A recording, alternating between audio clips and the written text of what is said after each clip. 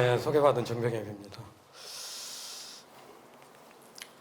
이제 오늘 제가 말씀드릴 내용은 이제 우리 앞에서 설명드렸던 이런 무거운 내용보다 좀 더 현실적이고 좀 더 생활에 밀접한 방사선 연구가 어떤 것인지에 대해서 차근차근 설명을 드리도록 하겠습니다.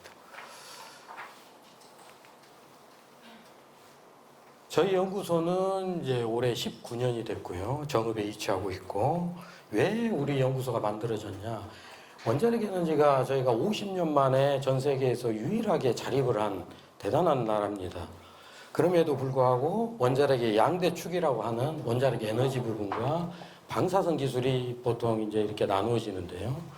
저희 연구소가 생기기 전에 이 방사선 기술은 전 세계에서 순위를 다툴 수 없을 만큼 낙후되어 있었습니다. 그래서 랭킹에 들어가지도 못했고, 그래서 이제 정부에서 뭔가 균형감을 가져야 된다 해서 방사선 기술의 전문 연구기관을 만들어야겠다 해서 설립된 게 첨단 방사선 연구소라고 볼 수 있겠습니다.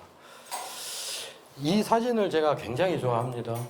새텔라이트에서 한국과 북한과 이 전력 차이를 극단적으로 보여주는데요. 대부분의 이제 사람들이 알고 계시는 바와 같이 이제 한국 전쟁이 끝났을 직후만 해도 대한민국이란 나라는 북한에서 전력을 수입했던 나라입니다. 그런 전력을 자립화한 그 주역이 한국원자력연구원이다 이렇게 볼 수 있고요.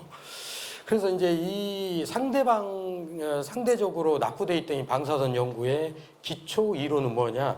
크게 두 가지가 있습니다. 방사선은 첫 번째 이 방사선은 투과. 그래서 여러분들이 1년에 한 번씩 받는 건강검진에 이제 우리 챗 엑스레이를 찍죠. 이게 많이 투과를 합니다. 이런 식으로. 아까 단장님께서 설명했던 중성자, 설명 많이 하셨죠. 이 중성자 가장 중요한 이유가 뭐냐면 여기에 있는 뭐 양성자, 음성자, 전자 뭐 이런 것들은 저희가 원소를 보면 전자가 구름 형태로 이렇게 돌아다닙니다. 그러니까 어떤 선이 왔었을 때 부딪혀서 통과를 못하게 하죠. 근데 중성자는 차지가 없습니다. 0이에요. 플러스도 아니고 마이너스도 아니고. 그러니까 철판을 뚫어버립니다.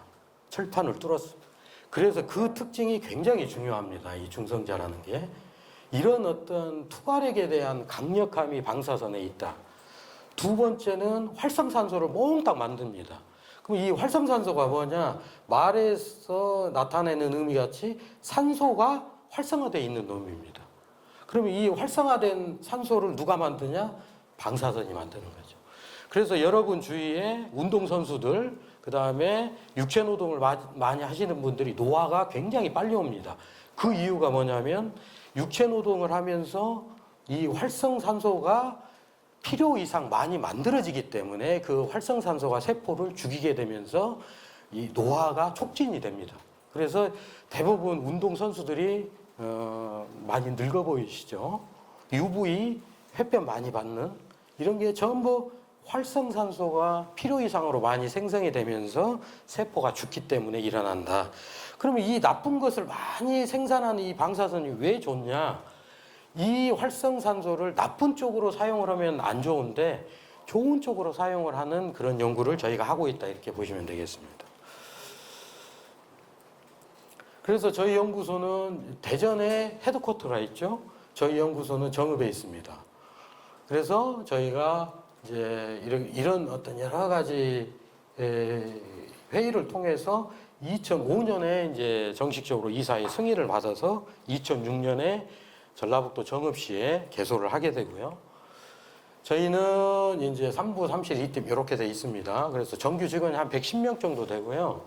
총 인력이 저희가 한 200명이 저희 사이트에서 사는데 대부분 이제 그 일반 사람들이 뭐 정읍 저 시골에 있는 뭐 연구소 뭐 건물 2개 있고 그런 연구소가 아니고요.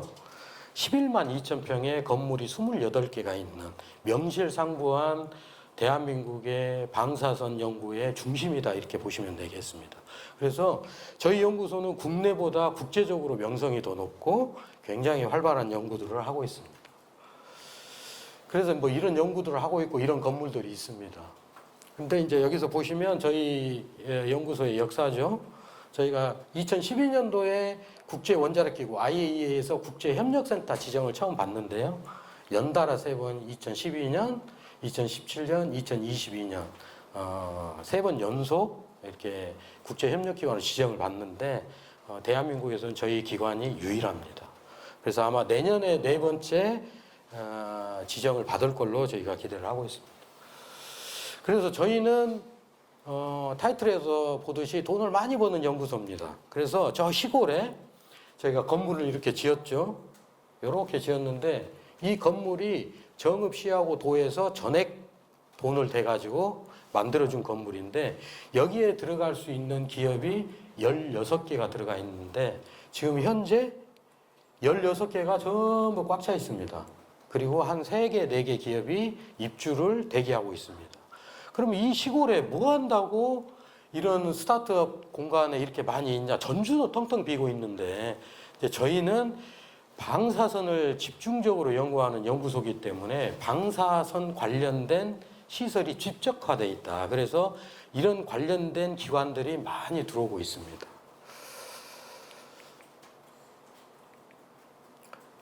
그래서 이제 방사선 기술의 역사를 보시면 처음에는 1세대, 지금 한 50년 전에 했던 거죠.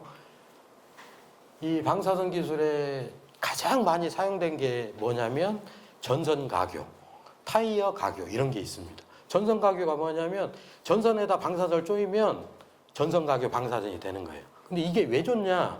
저희가 영화에 보면 화재가 발생을 하면 전선을 따라서 화재가 이게 확산이 되는데 방사선 가교 전선은 확산이 안 됩니다. 그냥 불이 나도 거기에서 멈춰 있어요.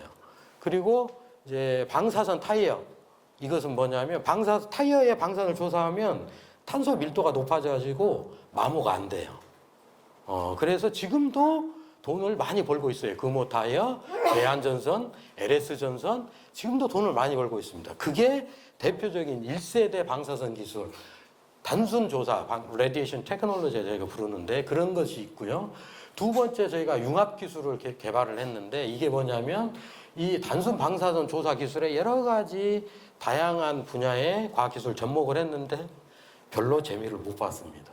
그 이유가 뭐냐면 이 방사선 융합 기술의 핵심은 방사선 조사 기술이 아니고 다른 분야의 기술이었던 거예요. 그래서 업체에서 그렇게 큰 관심을 받지 않았습니다.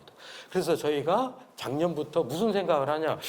이 방사선 융합 기술이 왜 이렇게 산업적으로 확산이 안 됐을까를 분석을 해보니까 방사선 기술의 메인이 코어 기술로 들어가야 된다라는 결론을 얻었고 그래서 결국에 저희가 대체불가 방사선 각정 기술이라는 것을 저희가 론칭을 하게 됩니다. 그러면 방사선 각정 기술은 뭐냐? 이겁니다. 방사선 기술이 아닌 다른 공정으로 방사선 기술을 대체할 수 없는 방사선만 유일하게 할 수 있는 기술 그리고 기존 공정 효율을 60% 이상 획기적으로 올릴 수 있는 이 기술을 저희는 방사선 대체불가 방사선 각정 기술이라고 하고 이것을 Non-Fungible Radiation Technology 해서 NFRT 기술로 저희가 명명을 하면서 이 관련된 기술을 저희가 집중적으로 육성을 하고 있습니다. 그러면 이 NFRT의 기술의 가장 핵심 기술부터 소개를 드리겠습니다. 첫 번째가 동위원소. 동위원소 많이 들어보고 그냥 일반 원소에 비해서 양성자 수는 같으나 중성자 수가 달라져. 이게 원자 핵이죠. 이게 파란색이 중성자, 빨간색이 양성자. 이렇게 있으면 이게 수소예요. 우리가 아는 일반적인 수소. 근데 거기에 중성자 하나 더 붙었네. 중성자 하나 더 있네. 이제 이름은 동위원소가 되는 거죠. 질량은 같은데 이게 안에 있는 중성자하고 양성자가 다른 거. 그러면 이런 비율 차이가 나면 어떻게 되냐? 방사선을 냅니다. 그래서 이 방사선을 내는 것을 방사선 동위원소다. 이렇게 이제 저희가 명명을 하게 되는 거죠. 그럼 이게 왜 중요한지 이제 설명을 하겠죠. 이렇게 표가 있어요. 주기율표가. 그럼 이 파란색은 단장님께서 말씀했던 하나로 이름이 어떻게 탄생되냐? 하나밖에 없는 원자로다 해서 하나로입니다. 그래서 거기에서 만들 수 있는 핵종이 요겁니다. 그리고 저희들이 나중에 설명을 드리겠지만 저희들이 가지고 있는 사이클로트론이라는 가속기를 가지고 만들 수 있는 영역이 요겁니다. 그럼 이거하고 차이점이 뭐냐? 중성자로 만들 수 있는 동위원소는 치료용으로 대부분 사용을 하고, 저희가 가지고 있는 가속기로 만드는 동위원소는 진단용으로 많이 사용을 하고 있습니다. 그래서 이게 서로 상부적인 관계가 있기 때문에 진단용은 저희들이 주로 만들고, 대전 본원에서는 치료용으로 동위원소를 만든다, 이렇게 보시면 되겠습니다. 그래서 이제 여기서 보시면 저희가 가지고 있는 사이클로트론에서 원소를 돌려가지고 타겟 물질을 딱 집어넣으면 여기에서 동위원소가 생산이 돼서 이렇게 약으로 만드는 거죠, 진단용. 하나로는 그냥 여기다 봉에다 물질을 집어넣고 넣었다 뺐다 하면 이제 동위원소가 만들어지는 그런 원리죠. 그래서 이렇게 생겼습니다. 하나로는 아까 보신 바와 같고 이렇게 생겼고, 저희가 가지고 있는 30매부 사이클로트론은 이렇게 생겨 있는. 그래서 이제 저희가 요걸 가지고 만들 수 있는 게 뭐냐? 요런 지르코늄 89, 뭐 갈륨, 커퍼, 저마늄 요런 동위원소를 만들 수가 있는 거죠. 그래서 요런 동위원소를 만들어 가지고 요렇게 수출을 하죠, 저희가.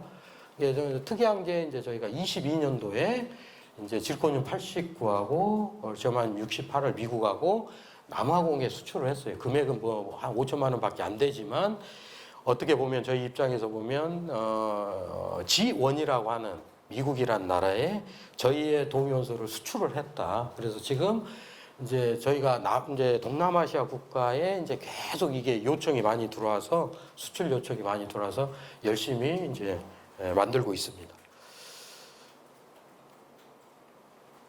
그래서 이걸 진단용으로 할 수 있는 게 뭐냐? 첫 번째 저희가 했던 게 뭐냐면 요겁니다. 가습기 살균제. 몇 년 전에 엄청난 화제가 됐죠.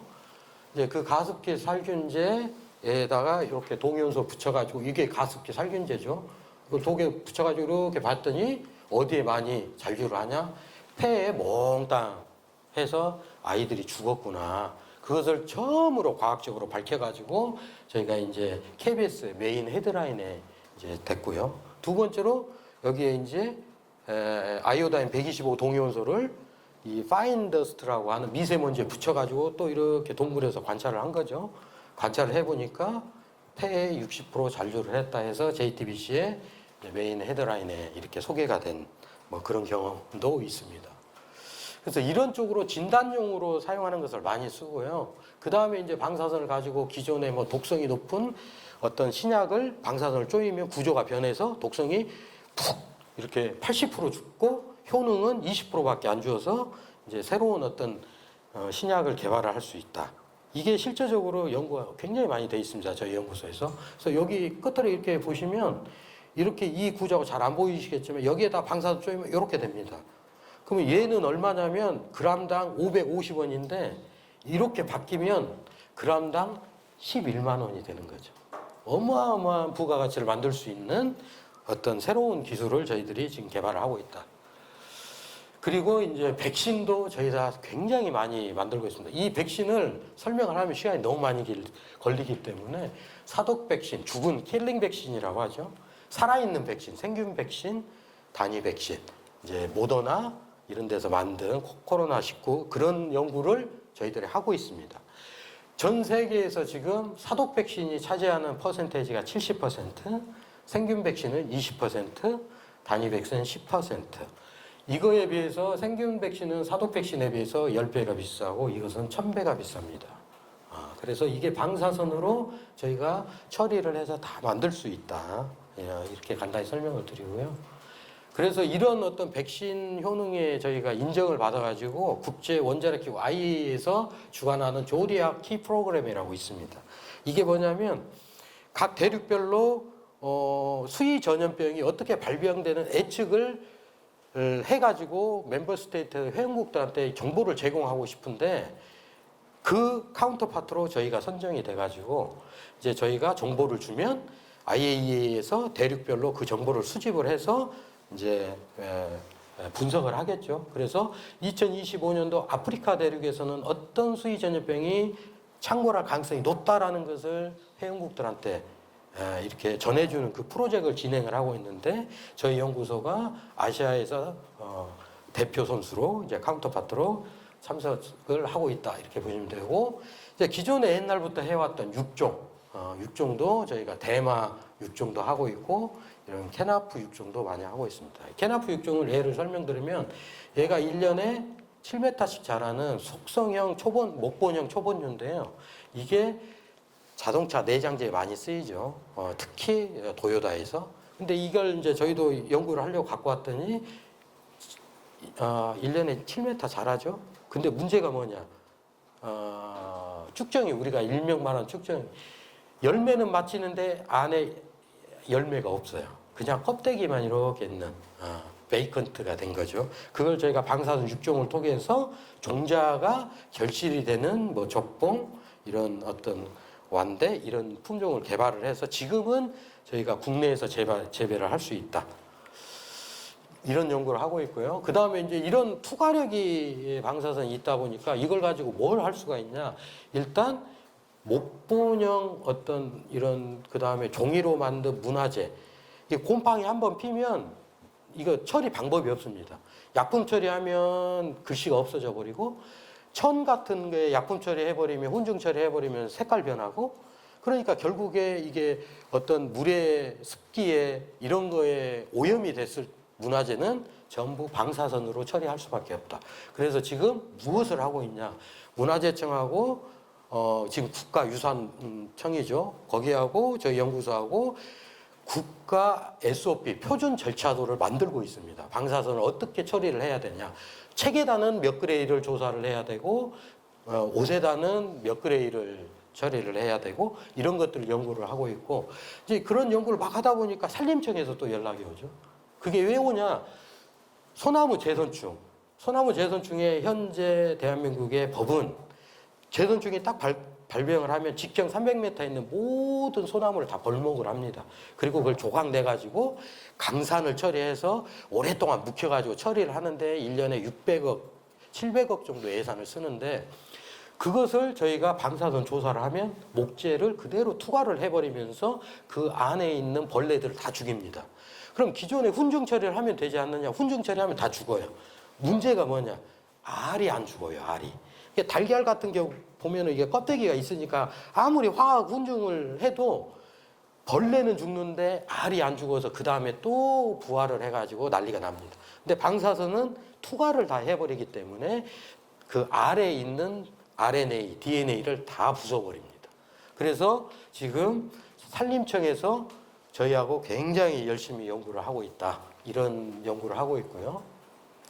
그 다음에 이제 저희가 방사선의 특징이 냄새를 제거를 많이 합니다. 그래서 삼성전자, 그 다음에 그 삼성 디스플레이 이런 데서 판넬 제작하고 반도체 제작에서 나오는 여러 가지 그 산업 악취를 저희가 가지고 있는 개발한 디바이스를 통해서 요렇게 이렇게 막 엄청나게 많은 물질들이 나오잖아요. 요걸 딱 통과를 시키면 요렇게 거의 없어집니다. 그래서 지금 삼성전자에 하나 지금 이제 납품이 돼서 설치가 돼 있고 올 연말에 삼성 디스플레이에 이제 저희가 설치 예정이 돼 있습니다. 이게 만약에 성공이 된다면 전 계열사로 아마 확장이 될 거다. 뭐 이런 거고요. 그 다음에 이제 전고체 배터리. 전고체 배터리는 방사선의 투과력을 이용한 겁니다. 지금 전고체 배터리의 최고의 선두에 있는 게 일본의 도요타 자동차입니다. 모든 패턴을 가지고 있고 하는데 여기에서 양산을 하는데 가장 큰 문제가 뭐냐면 요겁니다. 열로 구워야 돼요. 이게 알루미늄 파켓인데 알루미늄 파켓에 전고체 물질을 넣어가지고 얘가 흐물흐물한 젤리 타입이거든요. 그것을 우아래로 열로 구우면 단단해져요. 그래서 고체가 됩니다. 근데 문제가 뭐냐면 이 열 전도율이 이 겉에하고 중앙하고 끝하고 다 다르니까 밀도가 달라집니다. 그러니까 전류가 일정하게 흐르지를 못하는 거예요. 그래서 이것을 해결을 하려면 잘 해결이 안 되는 거죠. 그래서 양산화가 늦어지는 여러 가지 이유 중에 하나인데 방사선은 어떠냐? 투과를 합니다. 그대로. 그러니까 결국에 표면이나 중앙이나 하단이나 똑같아요. 그래서 결국에 전고체 물질의 밀도가 균일하게 나오기 때문에 엄청나게 전류 흐름이 안정성을 가지고 있다. 그래서 이걸 관심이 있을 거 아니에요. 그래서 LG 엔솔 전해질 팀에서 저희 연구소에 와가지고 직접 이 실험을 같이 진행을 하고 있습니다. 그래서 이 과제는 내년도에 저희가 이제 예산을 받아서 실시를 할 거고 LG 엔솔에서 관련된 설비를 다 오픈을 해주겠다. 이렇게 저희들한테 이제 제안을 한 상태입니다. 그 다음에 뭐 이종접합 간단히 이야기해서 이종접합은 뭐냐면 다른 성질을 가지고 있는 걸 서로 붙여야 돼요. 그러면 지금까지 어떻게 붙였냐? 땜질로 철과 철을 붙이잖아요. 근데 이걸 없애야 되는 거예요. 예를 들어서 카본 파이버하고 알루미늄을 붙여야 되는데 지금 어떻게 붙이냐? 본드 발라가지고 오토클레이브라는 고온고압으로 찌면은 얘가 잘 붙습니다. 근데 문제가 뭐냐? 이게 탄소 중립으로 가려면 고온고압 프로세스가 없어져야 돼요, 앞으로. 근데 이걸 대체할 기술이 없기 때문에 지금도 쓰고 있는 거예요. 그러면 아까 제가 말씀했듯이 이게 뭐냐면 알루미늄, 이 안에 있는 게 뭐냐면 종입니다. 그럼 이 두 개를 붙이면 어떻게 붙일 수가 있겠어요? 잘 못 붙여요. 근데 알루미늄을 통과할 수 있는 게 방사선입니다. 그래서 여기에 알루미늄과 종이 사이에 이렇게 방사선에 반응하는 본드를 붙인 다음에 방사선 조사를 딱 하면 붙어요. 그럼 이걸 어디다 쓸 수 있냐? 자동차 내장재, 경운기, 그 다음에 장갑차 내장재, 그 다음에 2차 전지, 파켓 이런 데 다양하게 쓰일 수가 있어요. 그래서 그 관련 연구를 저희들이 하고 있다.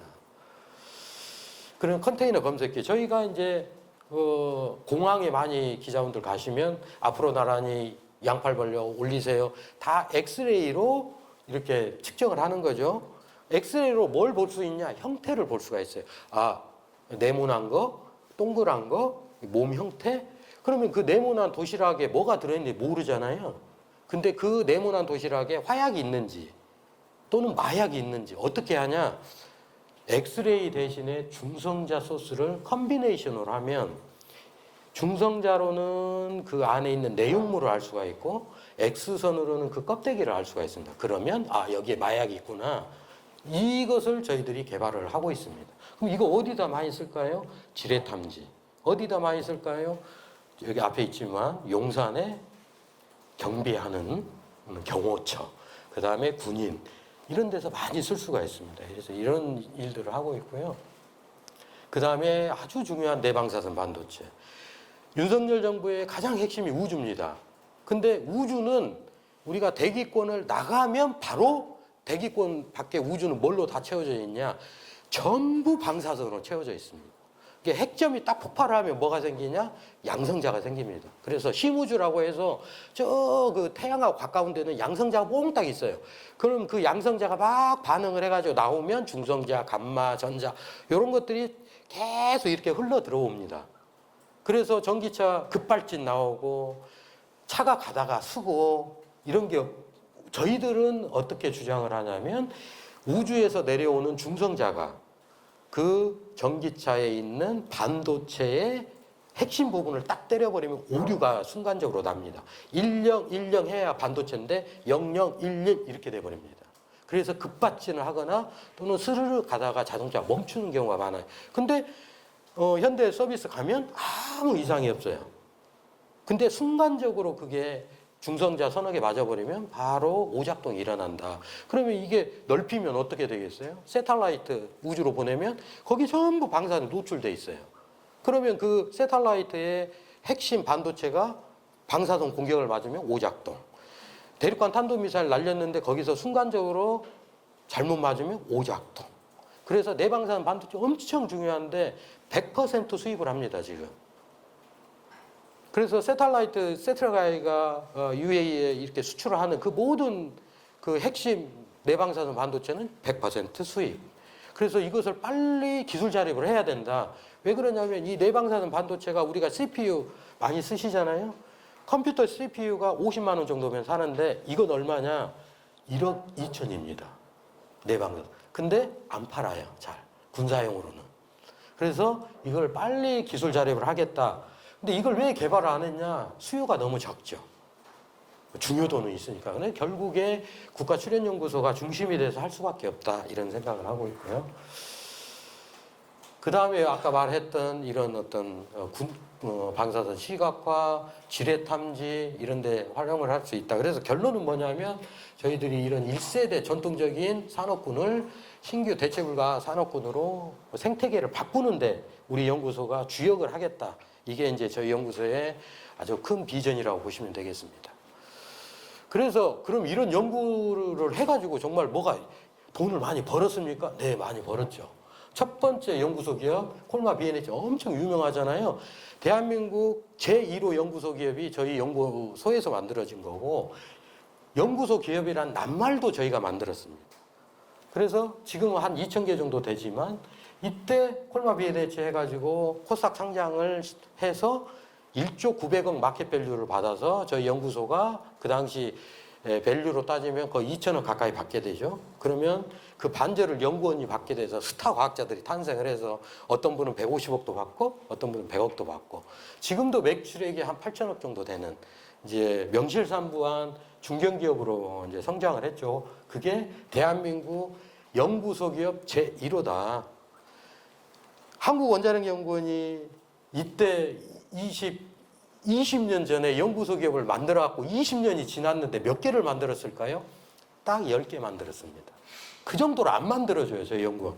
그 중에 7개를 첨단 방사선 연구소에서 만들었다. 그리고 지금까지 그 7개 기업이 하나도 안 망하고 돈을 잘 벌고 있다. 두 번째, 이제 프로폴리스. 우리 프로폴리스 많이 보셨죠? 이 프로폴리스는 물에 녹는 프로폴리스. 그 다음에 아큐 스캐너, 아까 말했던 그 카고 스캐너, 그 다음에 라비. 이건 뭐냐면 이제 여성분들 이제 필러 소재로 많이 쓰잖아요. 그 필러 소재가 뭐냐면 하이루론산입니다. 근데 저희가 개발한 소재는 뭐냐면 팔미틱산. 근데 이 팔미틱산이 좋은 게 있어요. 하이루론산을 필러로 만들려면 여러 가지 화학 제품이 필요한데 팔미틱산은 방사선만 쪼이면 그 모든 공정이 다 생략이 돼버립니다. 그래서 지금 아마 내년 초에 이게 국가 인증을 드디어 받게 됩니다. 3년 걸리는데 이미 사겠다는 수요처는 다 줄 서 있습니다. 생산량 전액을 다 사겠다. 그래서 아마 돈 버는 일만 남았죠. 그 다음에 이제 바이오메이신, 이거 제가 세운 회사입니다. 작년에 5월 2일 날 제8호 연구소 기업을 만드는데 이제 방사선에 의해서 엄청나게 특정 물질이 이렇게 점프를 하는데 그게 메이신입니다. 이게 이제 발모에도 엄청 좋죠. 여기 보시면 이렇게 털 깎고 가만히 놔두면 이렇게 털이 별로 안 나는데 이게 미녹시딜, 현재 판매되는 미녹시딜, 이게 메이신 바른 거 똑같죠. 근데 얘는 이제 여러 가지 그 섹스 호르몬 이런 것들에 영향을 많이 미치기 때문에 상당히 제한적인데 천연물이죠. 좋습니다.